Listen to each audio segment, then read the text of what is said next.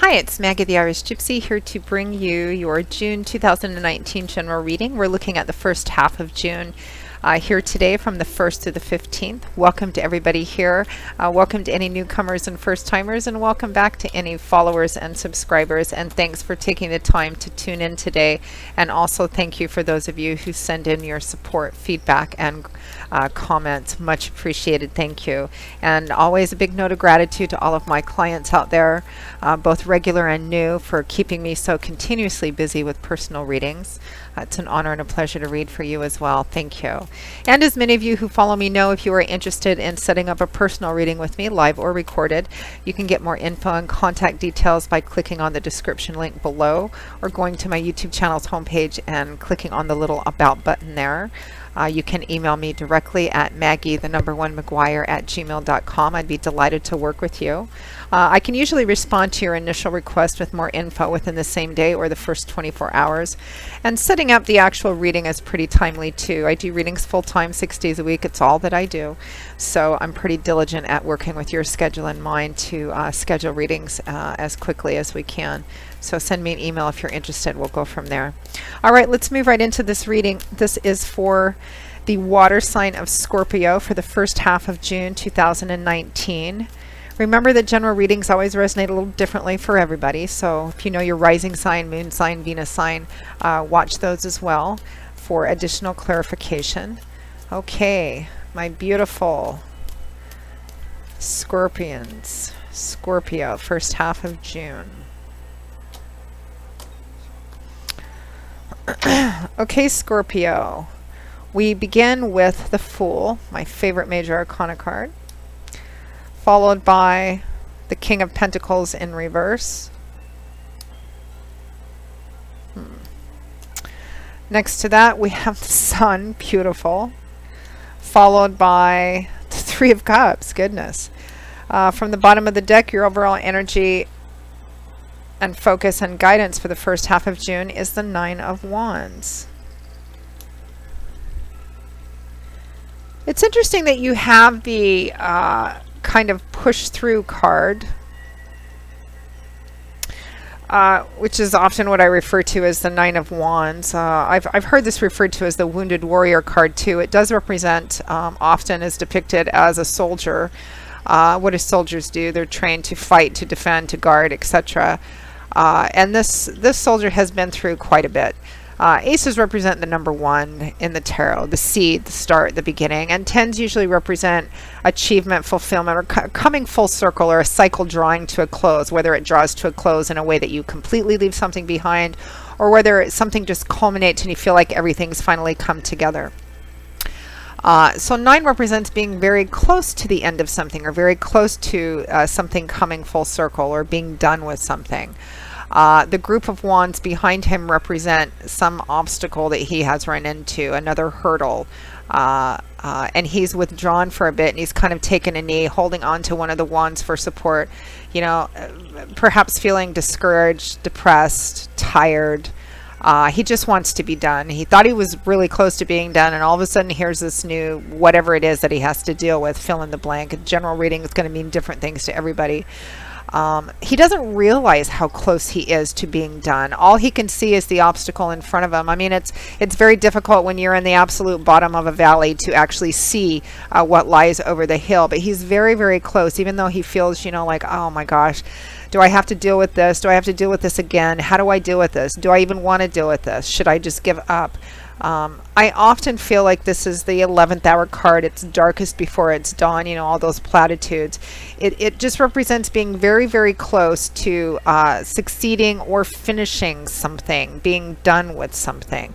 I often feel like the advice 9 times out of 10 with this card is to push through. But again, it depends on what your situation is. Because you're very close to wrapping something up. You're very close to something being done. Let's pull a clarifying card for that.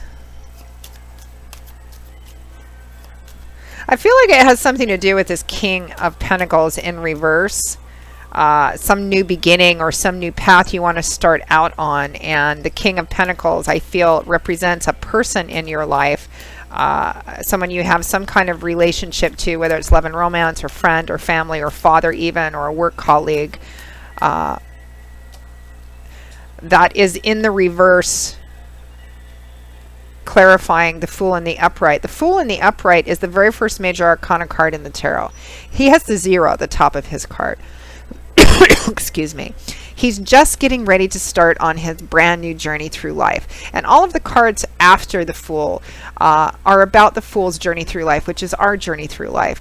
All the trials and tribulations, the successes and failures, the triumphs and defeat, the trial and error and learning that we learn until we get to the very end of a particularly significant chapter in our life, or mountain, which is represented by the last major arcana card, the World, where you've reached the top. But the Fool is just starting off on a new path. He's all about exploring the potential and promise, taking a risk, stepping off the beaten path, a leap of faith, regardless of the cost, because he's excited about where this might take him. And it's clarified by the King of Pentacles in reverse. Taurus, Virgo, Capricorn energy, Sun, Moon, or Rising. And I feel like, Scorpio, that you in essence are the Fool getting ready to start off on a new path, a new journey. And there's this King of Pentacles is an actual person in your life who is opposed or very opposed to what you're doing, or thinks it's a bad idea, because the King of Pentacles is coming from a place of earth energy, solid, stable, reliable energy. Yes, I will clarify this, but I feel like that Nine of Wands has to do with some kind of conflict around this King of Pentacles. Earth energy, Taurus, Virgo, Capricorn, solid, stable, reliable, hardworking. He's a king because he's worked very hard, starting off as a page and then a knight, to reach the top of his game, in control and in mastery of the character traits inherent to this suit. Earth would be representative by the stability and security of the structure of our life, money, finances, property, real estate, job, assets, etc., or the efforts we put into making the structure of our life stable and secure. He's worked hard to get to where he's at. He is not about taking risks or stepping off the beaten path anymore, because he's reached a point of stability and security. In the reverse position, the King of Pentacles, can be somebody very stubborn, very rooted, very, my way is the right way and no other way. And this is all about stability. And here you are being the Fool. Maybe he thinks you're being the Fool. He or she thinks you're being the Fool. You're starting off on this brand new journey. It's too risky. You don't know what you're getting into, etc., etc. I feel that's where this conflict is lying, but that you're very, very close to being done with it, or you're not going to allow it to stop you. But let's clarify that Nine of Wands, that push through. Push through what?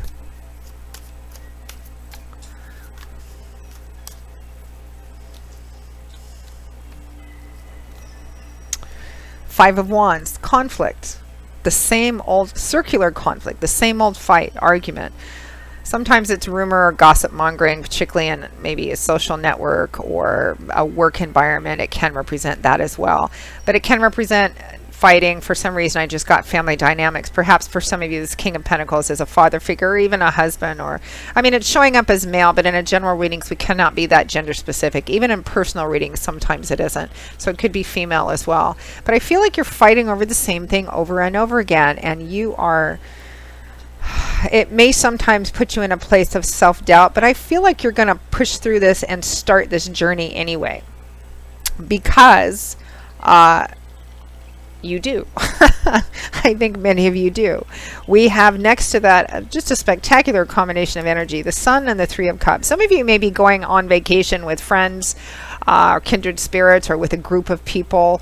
The Three of Cups is the highly social energy, getting out, having a good time, enjoying yourself with people you feel really connected to, brotherhood, sisterhood, kindred spirits, soulmates, and getting out and enjoying yourself and having a good time. And it clarifies the Sun, as if the Sun really needed to be clarified. The Sun clarifies everything. It illuminates life, love, warmth, laughter. Everybody feels better when the Sun comes out. It banishes the darkness. It brings illumination and clarity to situations which you couldn't see clearly before.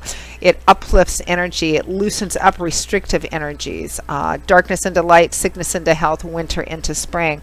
Beautiful energy. Sometimes can represent good warm weather, good weather, vacation as well. I feel like some of you may be taking a trip, maybe going on vacation. Whatever it is that you're beginning, it looks like many of you actually go ahead and do that, regardless of this conflict, which is just about at an end with this person it's either that or you're just about ready to leave and you're going to leave anyway, and that's pretty much how it ends. And the disagreement, I'm not sure what this could be about. It could be about perhaps you're starting a new career path or getting involved in something else or moving or going on a big vacation or trip, and somebody is, they have different ideas. They think that what you're doing is a foolhardy because it's too risky somehow. But I feel like you're going to do it anyway. I mean, and the Five of Wands, it can be very irritating and antagonistic, but it is somewhat petty. We're at a 5. It's not like a 9. It's just kind of circular. It keeps going around. And it keeps going around because nobody's willing to kind of elevate or stop it at any point. But I feel like you're going to go ahead anyway, and it looks like you're going to have a fabulous time, or the start of this new whatever it is, if it's a project or a new career path or job or moving or something like that. I feel like this is something which kind of like, I mean, the sun is shining over everything, so it banishes a lot of this darkness, heaviness, conflict, restrictive energies. The sun, in my opinion, is the most powerfully positive tarot card in the deck in its ability to influence everything that comes out in a spread. It lessens, it can lessen and cut down any challenging energy of surrounding cards, and it can act as a booster to positive energy. So at least around the middle of the month or so, this is just beautiful energy. You are out having a good time. I feel like you're just pushing through whatever the remainder of this conflict is, or whatever it is, before you leave or start this new journey, because you're following. It feels like something you're compelled to do. But since it looks still a little bit challenging, conflict always can be. Let's pull one last guidance and advice card, Scorpio.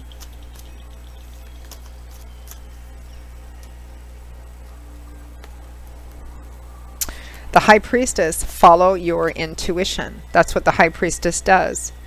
She actually does not, you won't find the High Priestess actually actively engaged in much, if any, conflict, because the High Priestess is, she's very, or he is, they're quiet. They pay attention. They watch and observe everything, but they keep their cards pretty close to their chest. They allow their intuition to lead them and to guide them.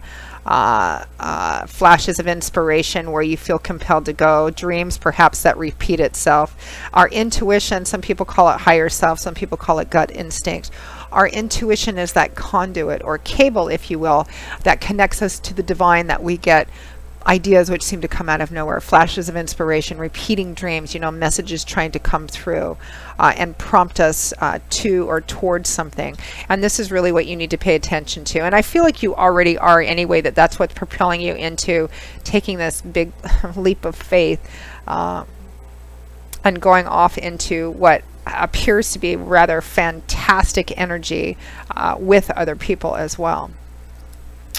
So Scorpio, that pretty much wraps up your June 2019 general reading, the first half of June anyway. We'll see you in a couple of weeks when we do the mid-month reading to see what the last half of the month looks like. I hope that you enjoyed the reading. Again, if any of you are interested in a personal one-on-one reading with me, particularly if any of these readings resonate with you, please feel free to contact me directly at Maggie1McGuire@gmail.com. I would be most happy to work with you. I do love and romance readings, relationship compatibility charting, career, work, and finance, investment readings, gift readings for friends, family, and loved ones. And I also offer 6 and 12-month overviews, which take a look at what's coming in all the main areas of your life over the next 6 or 12 months, depending on how far ahead you want to look. So there's a few different options to choose from for those of you who are interested. I'll see you all in a couple of weeks for the June 2019 mid-month readings. Until then, Scorpio, as always, I wish you joy, peace, blessings, and a happy life. And I hope to see you back here again soon. Take care. Bye-bye.